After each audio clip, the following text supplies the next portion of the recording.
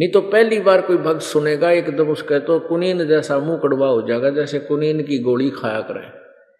और पुण्यात्माओं जिसके कोई रोग है मलेरिया, तो कुनीन की गोली खानी ही पड़ेगी, चाहे इच्छा करके खा ले चाहे अनिच्छा से खा, वो खाए बिना रोग कटे को नहीं। मलेरिया से मुक्त नहीं हो सकते। तो ये तत्व ज्ञान जो दास आपको सुना रहा है, भले ही आपको एक बार बुरा लगे या फांकी मार लो एक बार, कोई गलत दास बोलता नहीं किसी संत या महंत के बारे में या किसी देवी देवता के बारे में, जो उनकी हिस्ट्री है जो आप नहीं समझ सके, उन सदग्रंथों को इस दास को परमात्मा ने समझा दिया और टीचर बन गया। ये दास टीचर का फर्ज बनता है कि अब बच्चों का विश्वास दृढ़ करवाऊं, जो नकली गुरुओं के पास फंसे पड़े हैं वो उनसे हट सके और सच्चाई को ग्रहण कर सके। मुझे जरूरत नहीं थी, मुझे आवश्यकता नहीं थी इन सदग्रंथों की, ना वेदों की, ना गीता जी की और ना ही इन पुराणों की। जरूर आवश्यकता मतलब यह है कि मैं इनसे नफरत नहीं करता, क्योंकि जो ज्ञान मुझे चाहिए था वो 5वें वेद में मिल गया, सूक्ष्म वेद में, सच्चिदानंद घन की ब्रह्म की वाणी में। और उस ज्ञान पर मेरा वो का दृढ़ विश्वास हो गया, क्योंकि वो परमात्मा की वो उपलब्धियां मुझे हुई जो भगवान किया करता है। उसके बाद दास पहले इन पुस्तकों को पढ़ता था। पवित्र हिंदू धर्म में जन्म होने के कारण चारों वेद तो नहीं पढ़े पहले, लेकिन गीता जी और पुराणों को अवश्य पढ़ा करते थे, लेकिन समझते नहीं थे, क्योंकि हमारे मोतियाबिंद था।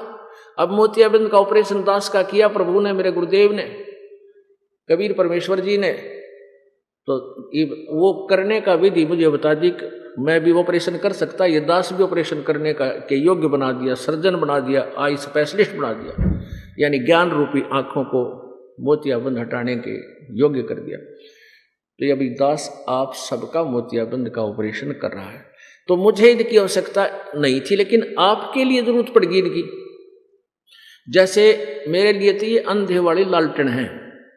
एक अंधा अंधेरे में, ब्लाइंड मैन, लालटेन जगा के हाथ में लिए हुए जा रहा था। आगे से एक व्यक्ति आ रहे थे, बच्चे आ रहे थे, वो उछल कूद करते हुए उसने आवाज लगाई कि देखना बच्चों, मैं अंधा हूं, बेटा ध्यान से चलना, मैं अंधा हूं, देखना बच्चा ध्यान से चलना। बच्चे उस अंधे व्यक्ति के चारों तरफ खड़े हो गए, कहने लगे बाबा तू सचमुच अंधा है? कहा बेटा मुझे कुछ दिखाई नहीं देता। फिर ये जगती हुई लालटन किस लिए ले रखी है, जलती हुई लालटन? कि तुम, अंधा बोला, तुम आंखों वालों के लिए, कहीं मेरे में टक्कर ना मार दो, बुढ़े आदमी की तोड़ दो दे,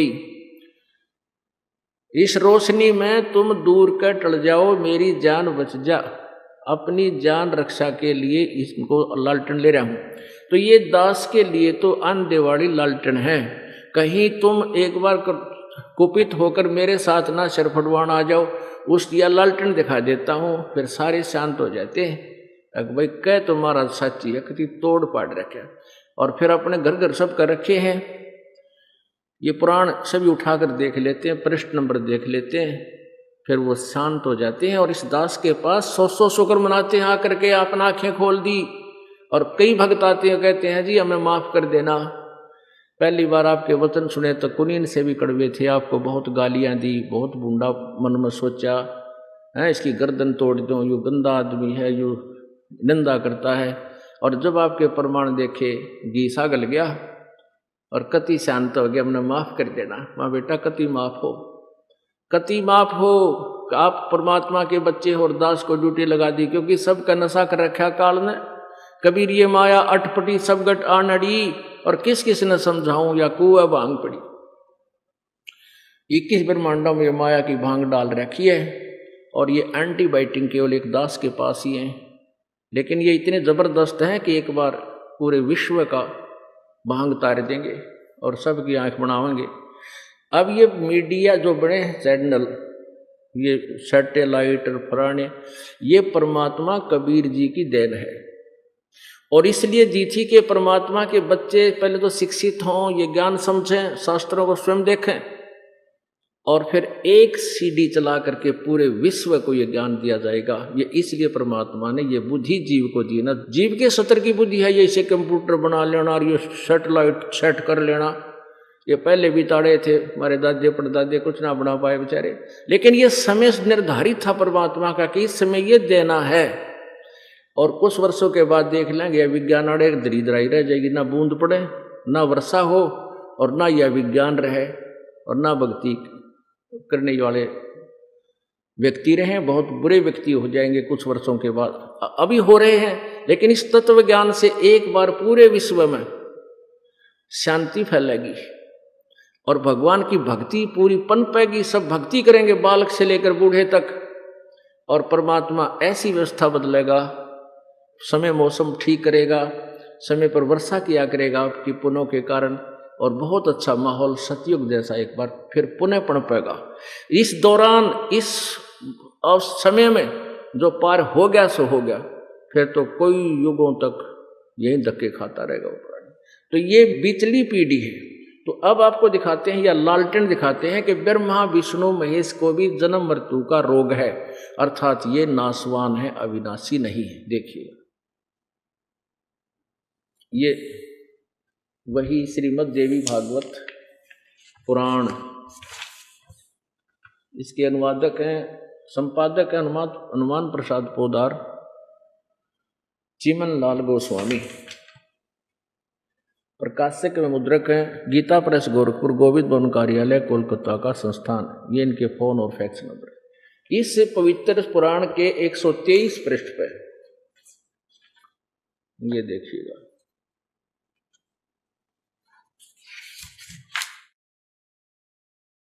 तीसरा स्कंध,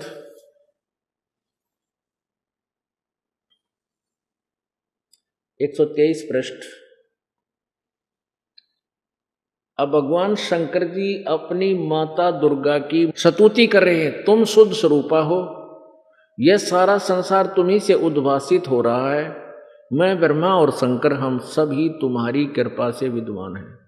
हमारा आविर्भाव, आविर्भाव माने जन्म, और तिरोभाव बिन मृत्यु, हमारा तो जन्म और मृत्यु हुआ करता है, केवल तुम ही नित्य हो, जगत जननी हो, प्रकृति और सनातनी देवी हो। ओहो, भगवान शंकर बोले, देवी यदि महाभाग विष्णु तुम्ही से प्रकट हुए हैं तो उनके बाद उत्पन्न होने वाले ब्रह्मा भी तुम्हारे बालक हुए, फिर मैं तमोगुणी लीला करने वाला शंकर क्या तुम्हारी संतान नहीं हुआ, अर्थात मुझे भी उत्पन्न करने वाली तुम ही हो। शिवे संपूर्ण संसार की सृष्टि करने में तुम बड़ी चतुर हो,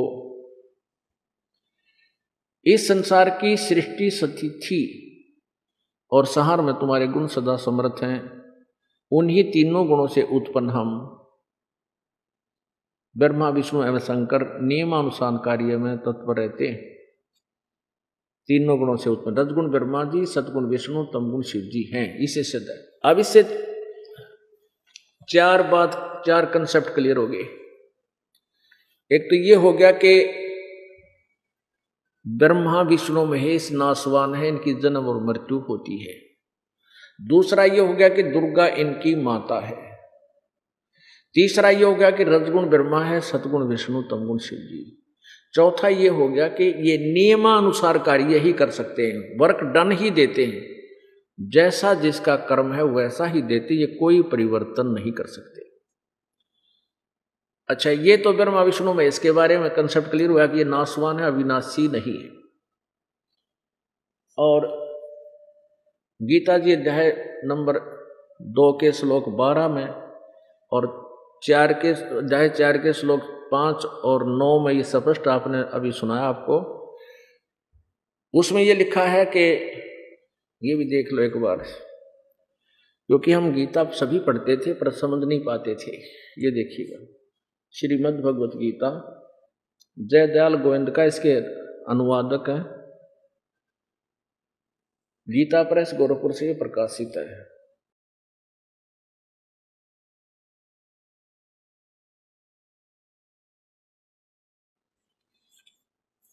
अध्याय नंबर 2 का और श्लोक नंबर 12, अध्याय नंबर 2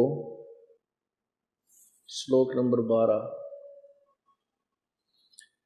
न तो ऐसा है कि मैं किसी काल में नहीं था, अथवा तू नहीं था, अथवा ये राजा लोग नहीं थे। और न ऐसा है ही है कि इससे आगे हम सब नहीं रहेंगे। इति सिद्धम के गीता ज्ञान दाता ब्रह्म जो श्री कृष्ण में प्रवेश करके काल बोल रहा है, वो कहता है कि तू पहले भी था, मैं भी था, राजा भी थे, आगे भी होंगे, यानी जन्म मृत्यु अपनी बनी रहेगी। अब 2:17 में क्या कहा है गीता जी अध्याय नंबर 2 श्लोक नंबर 17 में, नाश रहित तो उसको जान जिससे ये संपूर्ण जगत दृश्य वर्ग व्याप्त है, यानी जिसने सारा संसार की रचना की है और इस अविनाशी का विनाश करने में कोई भी समर्थ नहीं है, ये है वो अविनाशी। अब अध्याय नंबर 4 के श्लोक नंबर 5 में, अध्याय नंबर 4 और श्लोक नंबर ये 5 है, यहाँ पर नीचे इसकी पूरी संस्कृत है, यहाँ इसका अनुवाद है। हे प्रणतम अर्जुन, मेरे और तेरे बहुत से जन्म हो चुके हैं, उन सबको तू नहीं जानता, मैं जानता हूं। अब 9वें में देखना, ये 9वां अध्याय 4 का 9वां श्लोक। हे अर्जुन, मेरे जन्म और कर्म दिव्य हैं, दिव्यम अर्थात अलौकिक है। इससे सिद्ध हो गया कि गीता ज्ञानदाता नाशवान है, ये अविनाशी नहीं, ये समर्थ नहीं है।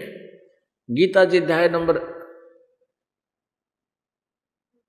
15 के श्लोक नंबर 4 में कहा है कि जब तत्वदर्शी संत मिल जाए उसके पश्चात उस परम पद परमेश्वर की खोज करनी चाहिए। ये भी देख लो पुण्यात्माओं,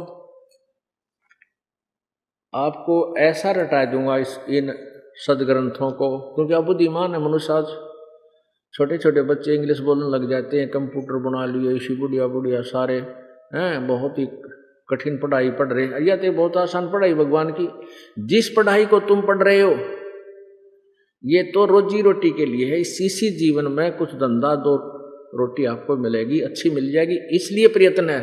और 16, 17 वर्ष 18 वर्ष तक आप करते हो, और अब तो सब कुछ मिल गया, आगे फिर चूहे बन जाओगे, कितना पशु बन जाओगे, पक्षी बन जाओगे, वो बीमारी तो ना कट्टी। और इस पढ़ाई से, ये तो पार्ट टाइम पढ़ाई है, अपना काम भी करो, पढ़ो भी, वो दूसरी पढ़ाई भी पढ़ो रोजगार पेट के लिए, धंधा भी करो, ये पार्ट टाइम या कोचिंग आपने लेनी पड़ेगी। और फिर देखना ये आपके संसारिक धंधे में भी काम आएगा, परमात्मा की शक्ति इसमें भी लाभ आपको पूरा लाभ देगा, और फिर मोक्ष के लिए आपको बहुत आसानी हो जाएगी। अब देखो अध्याय नंबर 15 और श्लोक नंबर 4 ये है। उसके पश्चात यानी पीछे लिखा है ज्ञान रूपी उस तत्व ज्ञान रूपी शस्त्र से काट कर, तीसरे में ये है, इसलिए इस सुदृढ़ मूलम अति दृढ़ मूल वाले संसार रूपी पीपल के वृक्ष को, यानी उलझे हुए इस संसार रूपी सृष्टि रचना को दृढ़ेन असंग शस्त्रेन, वैराग रूप शस्त्र नहीं, तत्व ज्ञान रूपी शस्त्र द्वारा काट के, यानी इससे समझ के, उसके पश्चात चौथे में कहा है उस परम पद परमेश्वर को भली भांति खोजना चाहिए, उस परम पद रूप परमेश्वर को भली भांति खोजना चाहिए, जिसमें गए हुए पुरुष यानी भक्त साधक फिर लौटकर संसार में नहीं आते, और जिस परमेश्वर से यानी गीता ज्ञान दाता से कोई और है, वो इस पुरातन संसार वर्ष की प्रवृत्ति विस्तार को प्राप्त हुई है, अर्थात जिसने सारे ब्रह्मांडों की रचना की है, उसी आदि पुरुष नारायण के मैं शरण हूं, इस प्रकार निश्चय करके उस परमेश्वर का मनन और निधि ध्यान करना चाहिए। यानी गीता ज्ञानदाता किसी और परमात्मा के विषय में साधना करने को कह रहा है, और उसकी साधना करने से ही फिर जन्म मृत्यु कभी नहीं होता। अपने विषय बता रहा है मेरी भी जन्म मृत्यु हो रही है और आगे भी होगी और तेरी भी होगी, इसलिए तत्वदर्शी संतों के पास जाकर इसका समाधान करा। अब गीता जी अध्याय नंबर 18 के श्लोक 62 में कहा कि अर्जुन तू सर्वभाव से उस परमेश्वर की शरण में जा, जिसकी कृपा से तू परम शांति और शाश्वत स्थान यानी सतलोक को प्राप्त होगा। गीता जी अध्याय नंबर 8 के श्लोक नंबर 16 में कहा कि अर्जुन ब्रह्मलोक पर्यंत जो ब्रह्म की साधना करने वाले देवी भागवत के 7वें स्कंद में 462 और 63 पृष्ठ पे पढ़ा कि दुर्गा कह रही है कि ओम नाम का जाप कर और ब्रह्म को उद्देश्य बना, उसकी प्राप्ति के लिए भक्ति कर, और वो ब्रह्म लोक में रहता है, उसको प्राप्त हो जाएगा। अब गीता जी अध्याय नंबर 8 के श्लोक में कहा कि ब्रह्म लोक पर्यंत ये सभी पुनर्वर्ती में, वहां गए हुए प्राणी का भी, ब्रह्म साधक का भी, ओम के जाप करने वाले का भी पुनर्जन्म होगा। केवल उस तत्व ज्ञान के आधार से जो 3 मंत्र के जाप से गीता जी अध्याय नंबर 17 के श्लोक 23 में कहा है, तत् और सत्य सांकेतिक के दास बताओगा, उस मंत्र से फिर वो मोक्ष, पूर्ण मोक्ष होगा, जन्म मृत्यु का रोग कटेगा, और वो अमर पुरुष अविनाशी परमात्मा, गीता जी अध्याय नंबर 15 के श्लोक 16-17 में कहा है, 3 भगवान नारे नारे बताए, सरपुरुष ये सरब्रह्म ये काल है, अक्षर पुरुष ये परब्रह्म है, और 17वें श्लोक में 15वें अध्याय के 17वें श्लोक में कहा कि उत्तम पुरुष है तो अन्य, वो श्रेष्ठ भगवान तेन ऊपर वालों से दोनों से कोई और है, और वही परमात्मा कहलाता है। और यह लोक धर्म आविश्य विभर्ती अवैश्वर है, वो वास्तव में अविनाशी भगवान है। गीता जी अध्याय नंबर 18 के श्लोक नंबर 62 में कहा कि तू सर्वभाव से उसकी शरण, उस परमेश्वर की शरण में जा, उस तत्ब्रह्म की शरण में जा, परम अक्षर ब्रह्म की शरण में जा, जिसकी कृपा से तू परम शांति को यानी जन्म मृत्यु रहित हो जाएगा। वही परम शांति होगी, यहाँ परम शांति हो ही नहीं सकती। स्वर्ग में परम शांति नहीं, महास्वर्ग में परम शांति नहीं। वहां देखें देवताओं के लठ बाजते, राग द्वेषियों के जो राग में डांस बकवाद, और फिर वो उसके ला गड़बड़ कर रहा है, वो किसी के ला कर रहा है, इंद्र कुछ कर गया है, वहां स्वर्ग का राजा इतनी गड़बड़ी करता है, तो वहां शांति नहीं। ब्रह्मांड 2100 आग लगी है, ओए होए, ये काम क्रोध मोह लोभ अहंकार की 21 ब्रह्मांड में या नो की नो आग लगी हुई है। इन देवताओं के अंदर राग द्वेष की कोई कमी नहीं, इनके अंदर विकारों की कोई न्यूनता नहीं, कोई कमी नहीं। इनके इतिहास पढ़ कर देख लो, ऋषियों के पढ़ लो, तो वहां जाकर शांति। जीव के बस का नहीं यहाँ पर। इस काल ने इनको ऐसा पीड़ रखा है, ऐसा तंग कर रखा है कि ये एक पल भी परमात्मा की तरफ ना लगे। जिसको थोड़ा सा भौतिक सुख हो जाए वो बकवादों में डांस, क्लब में बकवाद करे, घूटी लाने लग जा, पति पत्नी पीण लग जा, फिर कसरे के रहेगी कट्ठी बैठ के। और जब इनकी दुर्गति हो गधा बना के छोड़ दे, ले कट्ठे लातम लाता, यहाँ मारो दलते एक दूसरे के, वहाँ कलबा में नाचो थे। तो इसने हमें ऐसा मूर्ख बना रखा है पुण्यात्माओं, ये सत्कर समझ लेना, या कोई भी सुख ठीक नहीं है, ये सारा नकली डुप्लीकेट है, ये झूठा सुख है। तो गीता जी अध्याय नंबर 18 के श्लोक नंबर 62 में कहा है कि उस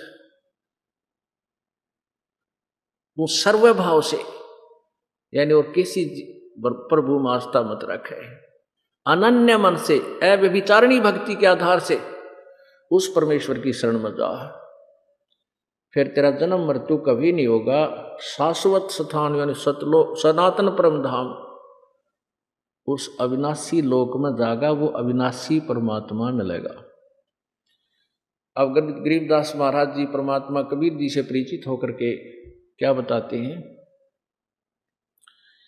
मन तू चल रे सुख के सागर, उस सनातन परम धाम को सुख सागर कहा जाता है, जहां जरा और मरण नहीं है, जहां बुढ़ापा और मृत्यु नहीं है,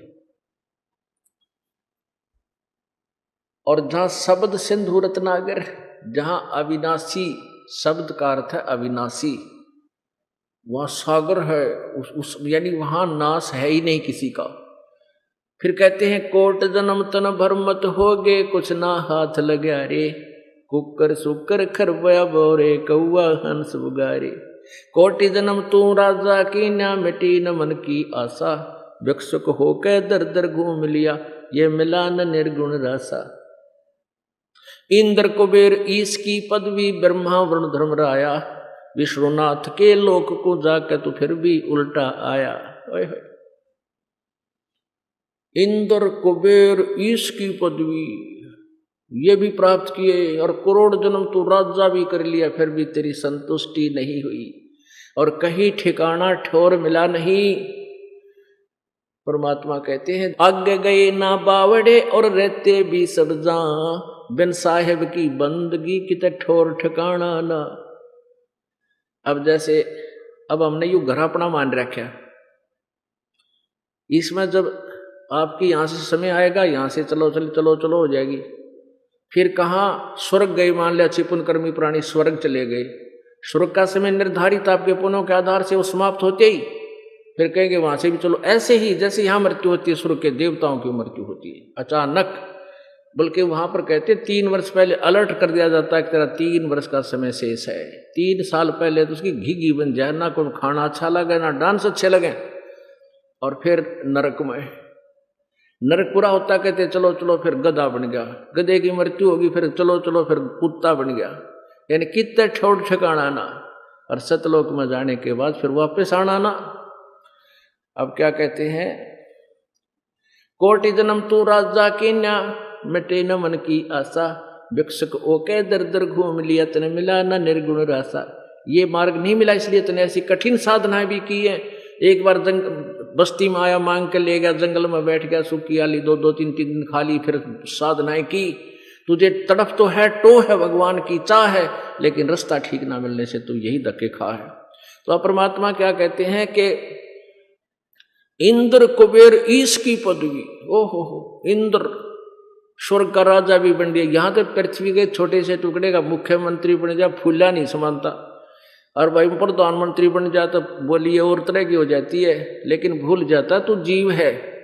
ये ज्ञान से पता लगेगा, चाहे फिर ठीक है भाग्य में कुछ भी बने, लेकिन वो जुल्म नहीं कर सकता, वो पाप नहीं कर सकता प्राणी, राज रहे या ना रहे, और तभी यहां से छुटकारा होगा। कहते स्वर्ग का राजा भी तो बन, इंद्र कुबेर धन का देवता, इंद्र कुबेर ईश की पदवी, ब्रह्मा वरुण धर्मराया, ब्रह्मा विष्णु और शिव की पदवी भी तुमने प्राप्त कर ली। ओह, अब जैसे एक ब्रह्मा की मृत्यु होगी, कैसे होगी, जैसे 4 युग हैं, सतयुग त्रेता द्वापर कलयुग, ये चतुर्युगी होगी। इनके कुल वर्ष बनते हैं चारों युगों के 43,20,000 वर्ष, और ऐसे 1008 चतुर्युग का ब्रह्मा का जन्म, और इतनी रात, इसको सीधा सा 1000 चतुर्युग मान लेते हैं, और ऐसे 30 दिन रात का ब्रह्मा जी का 1 महीना, और 12 महीने का ब्रह्मा जी का वर्ष, और 100 वर्ष की आयु ब्रह्मा जी मरेगा। और ब्रह्मा जी से 7 गुणी अधिक आयु है विष्णु जी की, विष्णु जी मरेगा। विष्णु जी से 7 गुना है शिव जी की, ये शिव जी मरेगा। और जब 70,000 बार ये शिव जी मर लेगा, तब ब्रह्मलोक में रहने वाला ये काल की मृत्यु होगी। तो ये एक युग होगा परब्रह्म का, उस अक्षर पुरुष का एक युग। और ऐसे फिर 1000 युग की परब्रह्म का दिन, इतनी ही रात्रि, उसके फिर 30 दिन रात का 1 महीना, और 12 महीने का 1 वर्ष, और 100 वर्ष की उस परब्रह्म की अक्षर पुरुष की एक आयु, वो भी मरेगा। अब यहां परमात्मा कहते हैं वो परम अक्षर ब्रह्म नहीं मरेगा, वो कभी नहीं मरेगा, और इसलिए तू इतनी लंबी आयु भी पाकर तेरी फिर भी मृत्यु, एती उम्र बुलंद मरेगा अंतरे, क्यों, क्योंकि सतगुरु लगे न कान न बैठे वो संतरे। अपने आत्मा सतगुरु होता सच्चा ज्ञान देने वाला, वो तो परमेश्वर कबीर जी ने और मेरे गुरुजी ने इस दास को बना दिया। और आप जी अब भक्त हो, संत हो गए, संत सोए जो सीधा चाला है, सब बुराई त्याग कर भक्ति करता है, सभी कारों से हट जाता है, बुराई किसी की आत्मा नहीं दुखाता, वो संत है।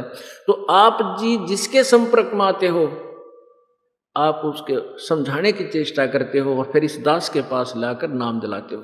कहते तुम्हें सतगुरु में लगे न कान न भेटा कोई संत रे, वो संत नहीं मिले आपको जो तत्व ज्ञान से परिचित हैं। इसलिए तेरी इतनी लंबी उम्र भी होगी तो भी जन्म मृत्यु का रोग बरकरार रहेगा, ज्यों का त्यों रहेगा। अब क्या बताते हैं आगे, इसका निर्णय करते हैं कि कैसे कटेगा ये रोग। असंग जन्म तन मर्त्या होगे, जीवित क्यों न मरे रे। द्वादश मद महल मठ बोरे, बहुर न दे धर रे। अब असंग जन्म तन मर्त्या होगे, एक बार जीवित मर ले। जीवित मरना है, जैसे आदमी की मौत होगी वह तो परमानेंट छुट्टी होगी, कोई काम नहीं कर सकता घर का। चाहे बिल्कुल, एक वक्त बता रहा था कि मेरे मामा की 3 लड़कियां का ब्याह था, 5 लड़की थी, और मम्मी गई थी बात न्योतन, और बस स्टैंड पर खड़ी थी रोहतक वाले पर, क्योंकि जिसका 3 बेटियां का ब्याह हो, बहुत ही इधर उधर दिमाग में नो लाऊंगी, ऐसे करूंगी। कहते एक बस न ड्राइवर बैक करे था अकेला, कंडक्टर उतर गया, अपने खुले पैसे देने लग गए यात्रियों के, और उसने ऐसी टेढ़ी बेढ़ी सी होगी, उसने उस माई का ध्यान नहीं था, वो पिलर बीच और बस के बैक में आ गई और उड़े तड़प कर मर गई। वो ब्याह भी रह गया, और वह माइंड की फिरकी हो रही थी, नौकर दूंगी नौकर दी, वो भी वही रह गया। तो परमात्मा यूं कहे कि जैसे आप जी सत्संग में इसलिए नहीं आते कहते घर का काम बिगड़ जा, और किसी दिन छुट्टी होगी तो परमानेंट फिर क्या करोगे। तो कहते तुम 3 दिन या 1 दिन जिसा ब्योंत हो मर के देखो, जीवित मरो। नो सोच लो आज मेरी मृत्यु होगी, रूड़े छोड़ दो सारे हथियार, अब देखी जाएगी जो गर्म न होगा। अब 1-2 दिन के बिगड़े हुए काम नेता फिर जाके संभाल लोगे, और परमात्मा के नाम पर आने वाले का कदे काम बिगड़िया नहीं करता, ये गारंटी देता था सबको, दोनों काम ठीक होंगे आपके। बहुत से ऐसे प्रमाण आपको दे सकते हैं जो घर पर रहते आनी हुई रिहाने के बाद सुनकर 100 खोने लगे। तो इसको जीवित मरना कहते हैं। 1 दिन 2 दिन के लिए आप मर भी गए ओन दे जो होगा, और फिर जाकर संभाल लोगे, और परमात्मा वहां खड़ा पाओगा आपको। एक भगत था, अपनी भक्ति करा कर भगत, और भगवान ने कह देगा भक्त, लेकिन वो दयालु इतना है कि मेरा बच्चा किसी तरह साधना करके मेरे पास आ जा, सदा सुखी कर दूंगा इसको सतलोक। एक भगत था, बहुत अच्छा भगत था, बूढ़ा हो गया। एक नौकर था उसके, और वो दूर देश का रहने वाला, जैसे यहां से कोई बिहार का रहता हो, और उसकी मां की मृत्यु होगी, चिट्ठी आ गई, और उसके दस्त लाग गए। बूढ़ा इतना बीमार था वो भक्त संत कि उसका काफी तकलीफ, बीमार सा था ना, उस समय वो ठीक सा था। तो उसने कह दिया कि गुरुजी ऐसे ऐसे मेरी माँ की मृत्यु होगी। अब वो गुरुजी बोले जा, और संत बोले आप जा बेटा, जाया। फिर वो शिष्य कहने लगा गुरुजी आप फिर कौन संभालेगा आपको। कोई बात ना बेटा, आप जाओ, चला लूंगा काम में। अब क्या हुआ, वो तो चला गया, और वो भक्त बीमार हो गया। बूढ़ा वृद्धावस्था थी, बुढ़ापे में ना मेरा कोड़बर कौन सा बीपी लो हो जाए, हाई हो जाए। अब वो गढ़ा तंग हो गया। अब परमात्मा उस नौकर का रूप बना के वापस आ गया। तो वो कहने लगा बेटा तू गया को नहीं। अग जी मेरा प्रेरणा हुई जानू वापस चालू, लेट हो गया अभी तक, कल जाऊंगा सुबह। अरे बाप की ये दशा देख ली, मत ना जाऊं, माँ तो मर ली सो मर ली, मैं तो उसको जीवित नहीं कर सकता। आपका ज्ञान भी सुन रखा है, और आप स्वस्थ हो लोगे जब जाऊंगा। 1 महीने तक वो बूढ़ा थोड़ा सा ठीक हुआ। इतना भगवान उस नौकर का रूप बनाकर उसकी टट्टी ठावे, उसके कपड़े धोवे, रोटी पोवे, और खूब नुहा धुआ के सुहावर नीचे धरती में सोए, जमीन में सोए संत के भगत के पास में। 1 महीने के बाद वो बच्चा आ गया। उसके आने तो पहले भगवान खिसक गया, अकालिया संभाल लेगा बूढ़े ने। वो लाया कुछ सामान वहां से अपने देश का, कुछ कोई फल लाया कुछ और कहने लगा ले महाराज जी ये हमारे देश का यो फल है। मेरी दोहना चाची राम राम कह थी आपने, मेरा पिताजी नो कह था, मेरा भाई यूँ कह रहा था। वो बूढ़ा उसके मुंह का नहीं देखा है। अगर तू क्या बोल रहा है बेटा, मेरा समझ में नहीं आई तेरी बात, ये कौन से कहाँ से ले आया तू ये।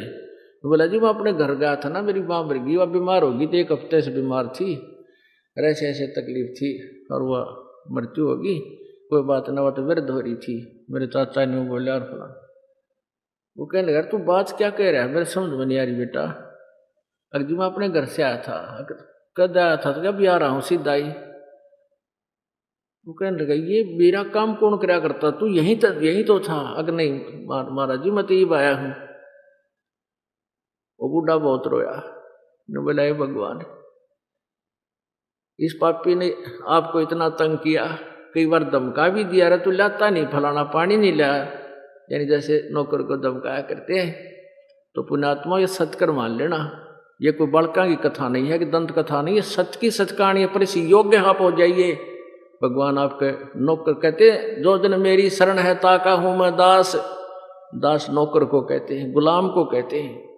और गेल गेल ला गया फिर जब लग धरती आकाश। आप योग्य ऐसे बनोगे, ज्ञान से और भक्ति से, नम्रता आवेगी, पूरी समर्पण मालिक पर हो जाओगे, फिर देखना किस तरह हाथों पर रखता है मालिक आपको।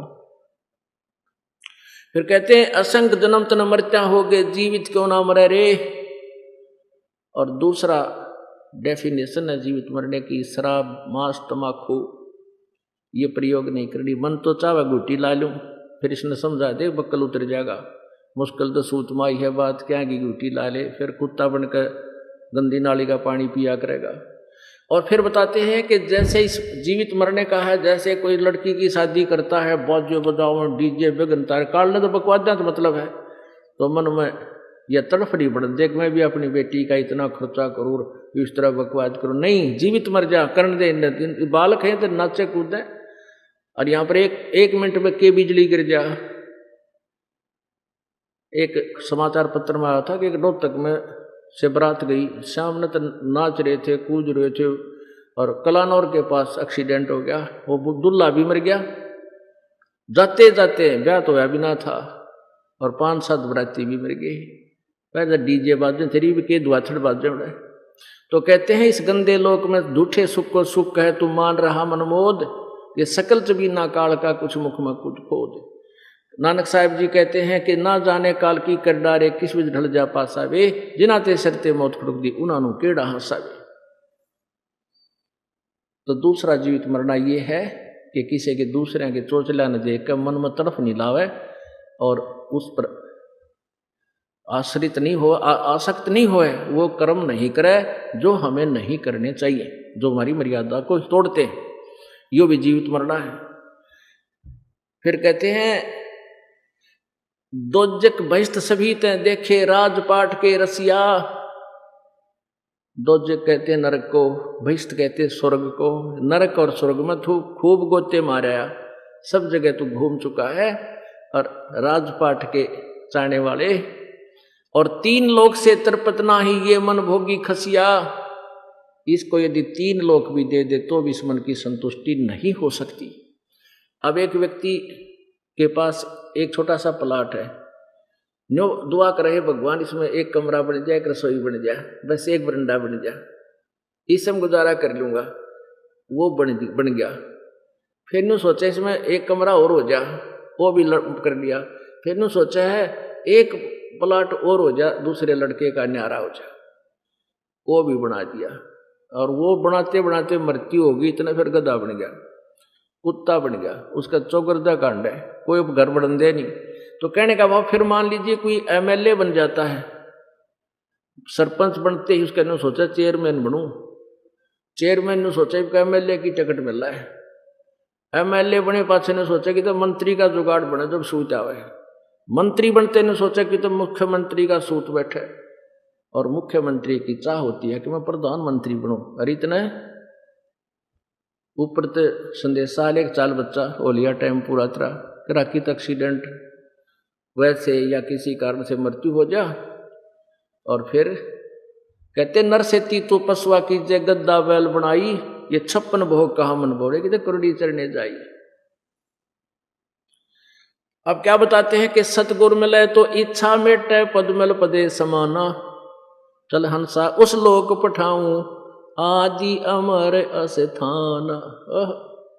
कि कोई सतगुरु मिले तो यहाँ के इस दलदल से बाहर करे, इस गंध को हमें दिखावे कि ये क्या वस्तु है जिसको हम खोज रहे हैं, सारा जीवन खो देते इस माया को जोड़ने में, और या मिलती भी कोई ना। कहते हैं जैतन राजपाट को चाहिए हमारा धर ले ध्यान, अगर तूने यही डले ढोने हैं तो भी हम भक्ति बताएंगे, इस तय मिलेंगे तूने यही धक्के खाने। जैसे विभीषण ने भक्ति करी परम पिता की शरण में लेकर के, और रावण ने भक्ति करी थी यहाँ के भगवानों की, रावण उस राज्य को नहीं रख सका, विभीषण को मिली उसकी सत्य भक्ति से। कहते हैं जैतन राजपाट भी चाहिए धर हमारा ही ध्यान, हमारी भक्ति कर। लेकिन फिर इसके अवगुण से परिचित करा दिया कि इसमें अवगुण बहुत है।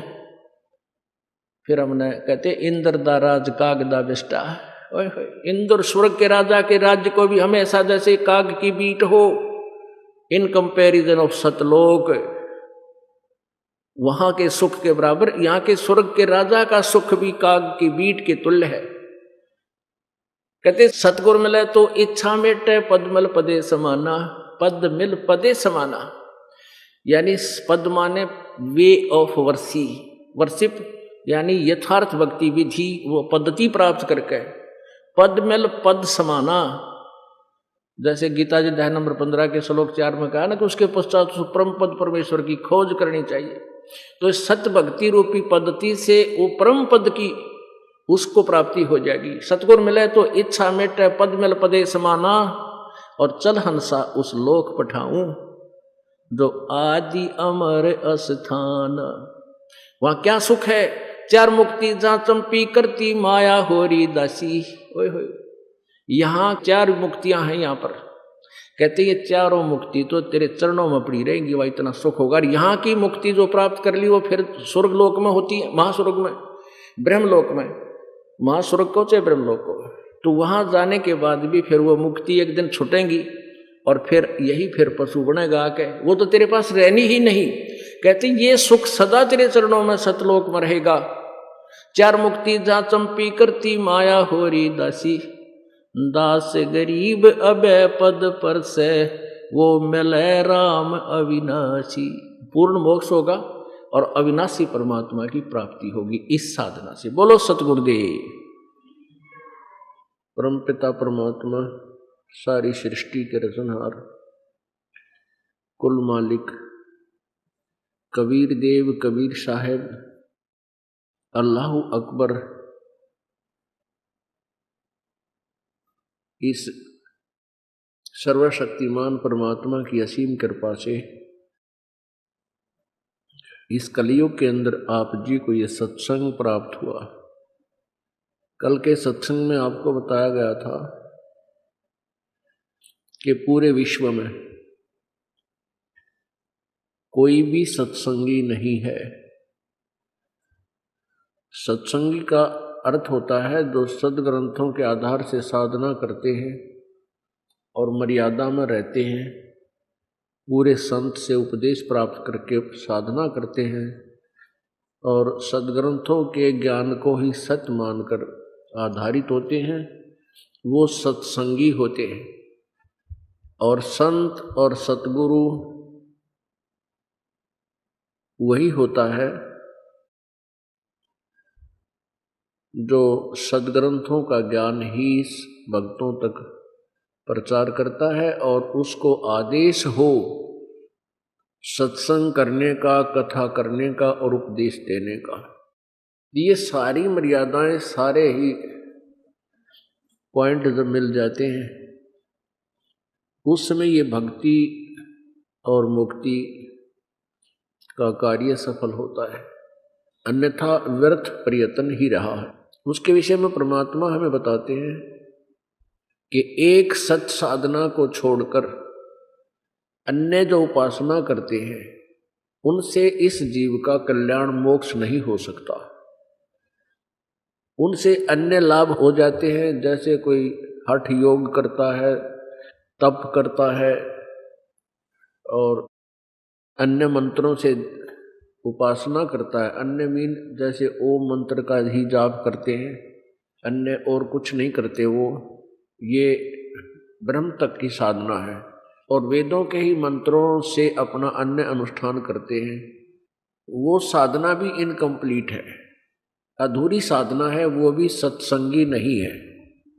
पूर्ण मोक्ष के लिए पूर्ण गुरु और पूर्ण मंत्र, वो तीन नाम का मंत्र हो अधिकारी से प्राप्त हो और श्रद्धालु भी तन मन धन से समर्पित हो करके परमात्मा के ऊपर समर्पण करके सच्चे हृदय से प्रभु की आराधना साधना करे तो मोक्ष आसानी से संभव है, दुर्लभ नहीं है।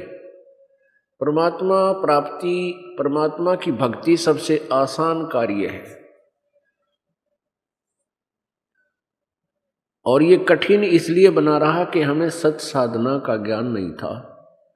सत साधना का ज्ञान न होने के कारण हम अपने ही मनमुखी तरीकों से, दंत कथाओं के आधार से, काल प्रेरणा से अन्य साधना करते रहे। जैसे कोई खड़ा होकर तप करता है।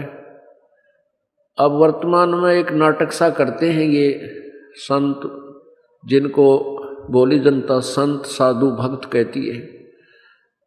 अब जेठ के महीने में 41 दिन 3 घंटे प्रतिदिन दोपहर के समय 11 से लेकर 1 बजे तक अंदाजा सा ये इस समय में धूने लगा करके 5 धूने यानी 5 स्थानों पर आग जला कर थोड़ी थोड़ी सी दूरी पर और उसके बीच में तपस्या करते हैं 3 घंटे। सूर्य की धूप इतनी होती है और ऊपर से ये अग्नि को चारों तरफ जलाकर उसके बीच में विद्यमान है। तो जनसाधारण ये सोचता है कि ये बहुत बड़ा भक्त है, कोई महात्मा पढ़ा है तो बहुत ही अच्छा महापुरुष है। तो पुण्यात्मा, यदि उस महापुरुष को, उस संत को ऐसे भगवान मिलेगा तो हम तो वंचित रह गए जो ऐसी क्रिया नहीं कर सकते। तो उसके ड्रामे को देखने से हमें क्या लाभ होगा? जैसे कोई व्यक्ति लड्डू खा रहा है और हम देख रहे हैं, तो हमें उसके देखने से क्या लाभ होगा? या तो हम भी लड्डू खावें, कोई प्रबंध करें जिससे लड्डू प्राप्त हो। तो पुण्यात्मा, पहले तो ये देखना है कि वो लड्डू खा रहा है या राख खा रहा है। सबसे पहले हमने ये निर्णय करना है कि वो साधना जो कर रहा है वो शास्त्र अनुकूल है या प्रतिकूल। यदि वो शास्त्र विरुद्ध है तो वो राख खा रहा है, लड्डू नहीं खा रहा, अर्थात वो यथार्थ साधना नहीं कर रहा।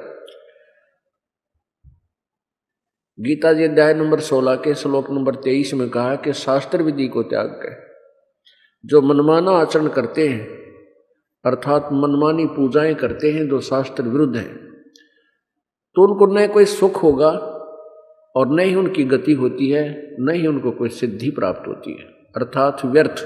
तो सदग्रंथ हमें क्या बताते हैं, ये आपके सामने अब रूबरू किए जा रहे हैं। प्रत्येक सदग्रंथों के अंदर आते हैं पवित्र कबीर साहिब जी की अमृतवाणी, जो 5वां वेद है, और उनसे परिचित उन संतों की अमृतवाणी जो परमात्मा का साक्षात्कार कर चुके हैं। ये सभी 5वां वेद है। और 4 वेदों से आप परिचित हैं, ऋग्वेद, यजुर्वेद, सामवेद और अथर्ववेद, और श्रीमद् भगवत गीता, और ये 18 पुराण है। 18 पुराण वैसे एक ही बोध है जो ब्रह्मा जी द्वारा दिया गया ज्ञान है। उसी ज्ञान को सुनकर आगे अन्य उनके वंशजों ने कुछ अपना सिद्धांत, कुछ अपनी सोच उसमें मिला करके अपने अपने वक्तव्य को और उनके आधार से कुछ और मिश्रण मिक्स करके अलग से 18 पुस्तक बना दी। वैसे ये एक ही ज्ञान है, एक ही बोध कहलाता है। पुण्यात्माओं, परमात्मा पाना कठिन नहीं है, सबसे आसान काम भगवान प्राप्ति है। यदि हमारा वे ऑफ वर्शिप, हमारा पूजा का तरीका शास्त्र अनुकूल हो जावे, यानी प्रत्येक टर्म एंड कंडीशन पूरी हो, संत पूरा हो, उसको आदेश हो उपदेश देने का, उससे आपको उपदेश प्राप्त हो, मंत्र पूरा हो और फिर शिष्य भी पूरा हो, अर्थात सच्चे दिल से भक्ति करके आसानी से मोक्ष हो सकता है। और परमात्मा की भक्ति ऐसे नहीं होती जैसे वो जंगल वन में चले गए, घर त्याग गए, राज भी त्याग गए, ऐसे परमात्मा नहीं मिलता है। परमात्मा मिलने का तरीका तो बहुत ही आसान है और सदग्रंथों में प्रमाण है कि आप अपने दैनिक कार्य को करते करते परमात्मा को प्राप्त कर सकते हैं। यही उत्तम विधि है। गीता जी अध्याय नंबर 3 में लिखा है कि अर्जुन, कर्म सन्यासी से कर्म योगी उत्तम है। कर्म सन्यासी वो है जो काम छोड़कर जंगल में जा बैठा, वन में चला गया, हठ योग करता है, एक बार भिक्षा ले आया, फिर सारा दिन अपना जैसा भी उसको साधना प्राप्त हुई किसी नकली गुरु से वो साधना कर रहा है, वो कर्म सन्यासी है। कर्म योगी वो होता है जो अपना घर में रहते हुए सर्व कार्य को करते हुए बुराइयों से दूर रहता हुआ अपनी भक्ति करता है, वो कर्म योगी कहलाता है। अब कर्म सन्यासी को श्रेष्ठ क्यों नहीं बताया, इसमें मुख्य कारण ये बताया है कि उसके अंदर अभिमान हुए बिना रह नहीं सकता। उसके अंदर अपने त्याग का या हठ योग आदि भक्ति का अभिमान बन जाता है और वो कभी ना कभी अवश्य मार खाएगा। जैसे कर्म सन्यासी थे चुनक ऋषि जी, कर्म सन्यासी से थे दुर्वासा जी, कर्म सन्यासी से थे सुखदेव जी। और कर्मयोगी कौन थे? कर्मयोगी थे राजा अम्बरीश जी और कर्मयोगी थे राजा जनक जी। अब इन कर्म सन्यासियों को इन कर्म योगियों के सामने आके नतमस्तक होना पड़ा, क्योंकि जैसे साधना राजा अम्बरीश भी वही कर रहा था और दुर्वासा भी वही साधना कर रहा था। दोनों ही काल की साधना कर रहे थे, लेकिन राजा अम्बरीश में अभिमान नहीं बना क्योंकि वो गृहस्थी था, बाल बच्चेदार था। और गृहस्थी और बाल बच्चेदार के कभी भी अभिमानी नहीं हो सकता। कोई अज्ञानी तो दूसरी बात है, क्योंकि उसको कोई ना कोई समस्या बनी रहती है। जैसे राजा था, राजपाट में कोई समस्या आई तो भगवान से याचना करना, डर के रहना, बच्चों का कोई चूक ना हो जाए, बच्चा का गड़बड़ ना हो जाए तो आधीनी रहना, ये स्वाभाविक गुण बन जाता है।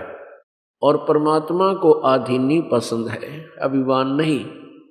और कर्म सन्यासी में अपनी साधना और अपने कर्म का त्याग का अभिमान बट नेचुरल है, अवश्य होगा। तो इस प्रकार परमात्मा ने निर्णय दिया है कौन सी साधना कैसे करनी चाहिए। गीता जी अध्याय नंबर 4 के श्लोक नंबर 32 में कहा है कि जिन अनुष्ठानों का विवरण श्लोक नंबर 25 से लेकर 31 तक कहा है, ये वो साधना है जो प्रत्येक साधक अपनी साधना करता है। कोई देवताओं की पूजा करता है, कोई घोर व्रत रखता है, कोई अहिंसावादी है, कोई केवल स्वाध्याय करता है, पिताजी का पाठ करता है, कोई दूसरी पाठ करता है, वेदों के मंत्रों का जाप करते हैं। कहते हैं ये अपनी अपनी साधना को सभी पाप नाशक जानते हैं, लेकिन कौन से अनुष्ठान करने योग्य हैं और कौन से न करने योग्य हैं, उनके विषय में जानकारी सच्चिदानंद घन ब्रह्म की वाणी में है, विस्तार से कही गई। उस ज्ञान को गीता जी अध्याय नंबर 4 के श्लोक नंबर 34 में कहा कि उस सच्चिदानंद घन की वाणी अर्थात 5वें वेद को, तत्व ज्ञान को किसी तत्वदर्शी संतों के पास जाकर समझ और उनको दंडवत प्रणाम कर आधीनी से विनम्र होकर प्रसन्न कर, फिर वो तत्वदर्शी संत तुम्हें वो ज्ञान बताओगे। फिर ऐसे कर, उससे तेरा पूर्ण मोक्ष होगा। तो उस सच्चिदानंद घन की वाणी में कौन सी साधनाएं करने को कहा है, कौन सी ना करने को कहा है।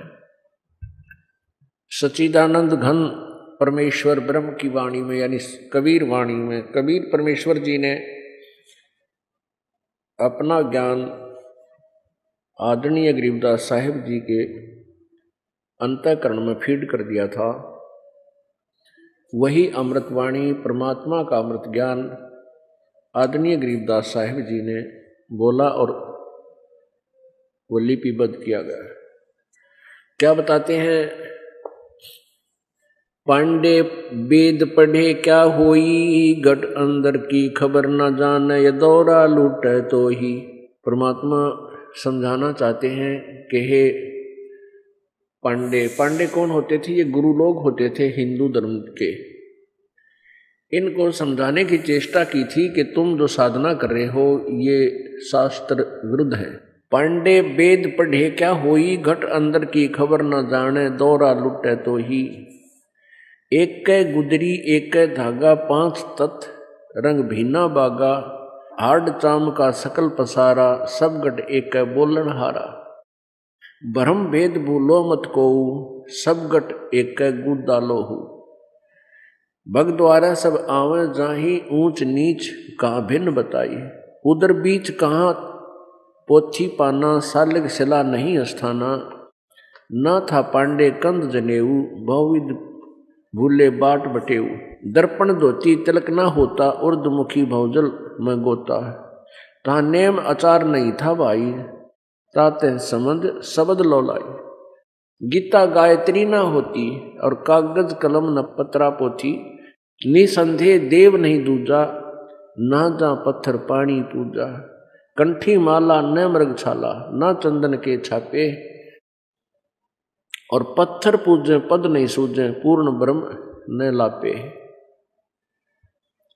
अब क्या बताना चाहते हैं परमात्मा कि हे पांडे अर्थात इन बोली आत्माओं को भ्रमित किए हुए गुरुदेव, आज तो ब्राह्मण बन गया कंधे पर जनेऊ डाल के।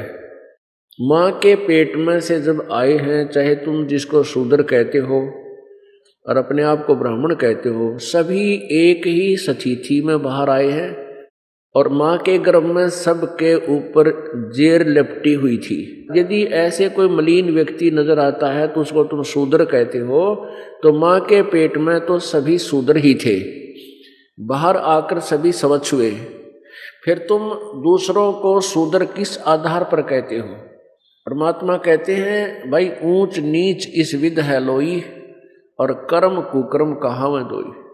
सुकर्म और कुकर्म चाहे किसी भी उच्च जाति का है, स्वर्ण जाति का, और चाहे कोई निम्न जाति का है, यदि वो परमात्मा की साधना शास्त्र अनुकूल करते हैं, बुराइयों से दूर हैं, तो वो ऊंच है, वो निम्न नहीं है।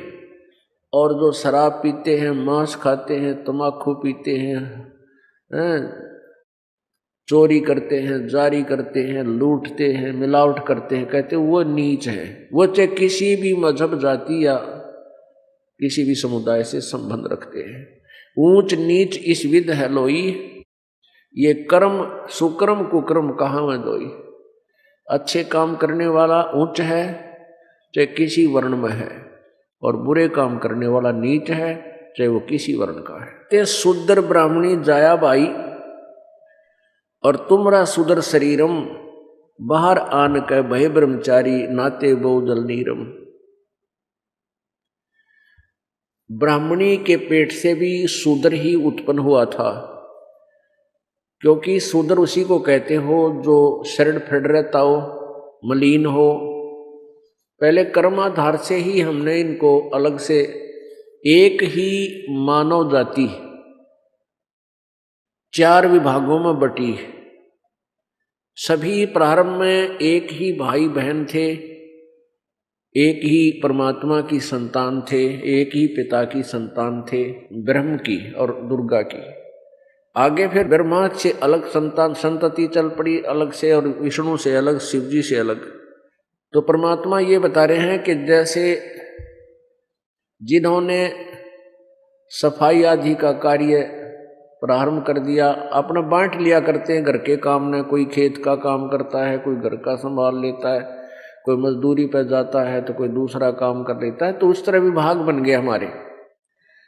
फिर कर्म जैसा जिसका था, जैसे कोई सफाई करता है, झाड़ू देता है, या फिर जूते बनाते हैं। पहले क्या करते थे, अपने आप मृत प्राणियों पशुओं के चाम उतार कर लाते थे, स्वयं ही उसके जूते उसको साफ करते थे, सुखाते थे अपने घरों में।